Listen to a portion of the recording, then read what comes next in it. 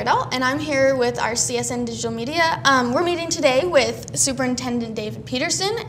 David, how are you today? Great to meet you, Keely. You Thank too. you. So tell us about this new levy. When is it?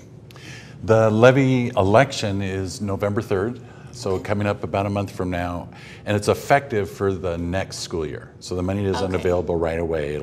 It's available for the 2016-17 school year. Got it. Okay. So why have we chosen now to,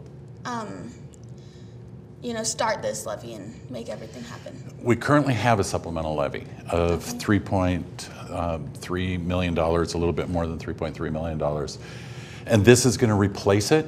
So it's a continuing, it's not a whole new tax. We've had a supplemental levy here since, I think, 2009. Okay.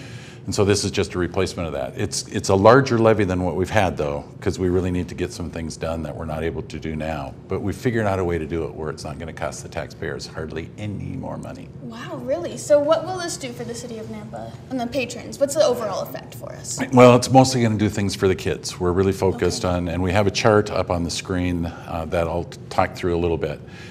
The current supplemental levy allowed us to restore. Do you remember when we shortened the school year and we let a lot of teachers go? Yeah.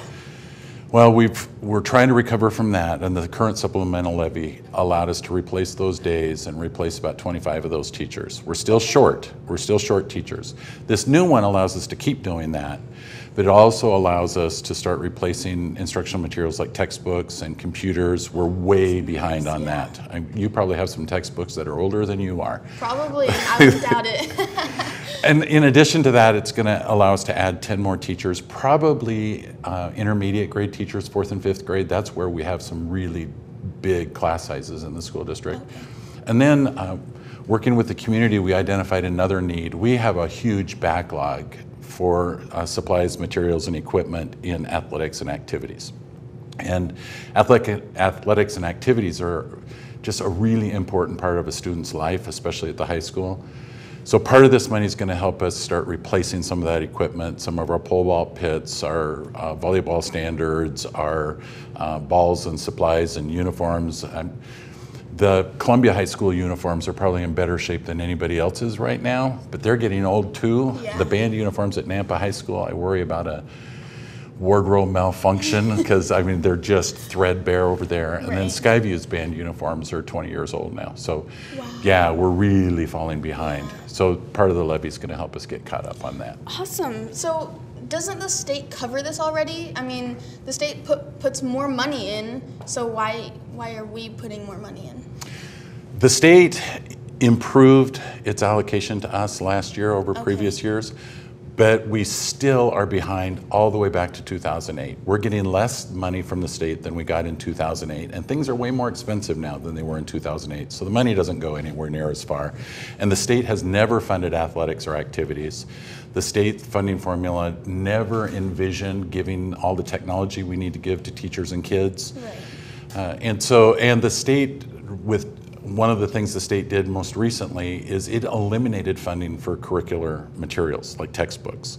So the state has been improving, but the state funding here is really a challenge for us. Almost every school district now has a supplemental levy because what we get from the state does not do it. Yeah. So what would you say, because I know we're covering a lot of stuff with our supplemental levy, what would you say is the most important? Gosh, that's a great question, Keely. It's hard to find something that we're asking for that isn't critically important. I'm not sure if I can pit one against the other. The trustees, who make this decision, the Board of Trustees for the school district, they really wanted to be as fiscally conservative and responsible to the voters as they could. And so this supplemental levy really only has what's essential for us to move forward. We need to start replacing our textbooks. You guys need better computers and tools to get your work done. We talked about some software issues here, right? And hardware issues here. So, and then we do need more teachers. We're still going to be behind on a lot of things, but it's going to help us start moving forward. So it'll be that stepping stone for us. It's a very positive step, but we need multiple years to get caught up with our neighbors. That's exciting. With the money that's coming in, has the cost of doing business changed? Has it? Yes. Yes. The cost of, the state sets, for example, minimum salaries for certificated staff, like teachers. The state just increased that by about $1,000. So we have 850 certificated teachers. Multiply that times 1,000, that's a lot of money, right? So that's a lot of money. So yeah, the cost of doing business has gone way up. Okay. So the new levy is going to help us get teachers. It's going to help us with new softwares, new books. It's going to help us with a lot of different stuff. But what is it? How is it going to impact a Nampa homeowner? Oh, that's really great. You and I were talking about that a little bit earlier. That we have been building buildings quite a bit over the last 15 years, like this building, which is fairly new. Yeah. When you build a building, the voters allow you to do that by allowing you to go out and sell investors bonds. And so you get all the money at once. It's like a mortgage on a house. You pay it back over 20 or 25 years. And because of how that all works, it's kind of complicated, but because of how it all works, we have found ourselves in a position where we can really reduce our tax collection for the bonds that build the buildings, and be able to move that money, if the voters allow us to do it, move that money into the supplemental levy, so teaching and learning stuff. It is a teeny bit of an increase over what people are paying now. Okay. It's a 13 cents per $1,000 of assessed value of property. Okay. So most of the houses in Nampa are, the average house price is about $150,000 in Nampa. Yeah. So for a person that owns a house like that, their tax is going to go up about $9 a year. It's like 82 cents a month. That's not bad at all. Wow. No. We think it's really responsible, but it's going to get a lot done for our kids. Absolutely. So are we paying as much as everyone else? No. No. Here's a slide in total school taxes. Okay. And it shows Nampa currently, and then right next to it is Nampa after the supplemental levy passes. And our relative position stays the same. We're still one of the lowest total school tax districts around us or the same size as us. But this is the slide that I think is really interesting. This slide shows how much money per student our supplemental levy gathers for us. Right now it's $228 a year that we have to spend on you or on any other kid. Right.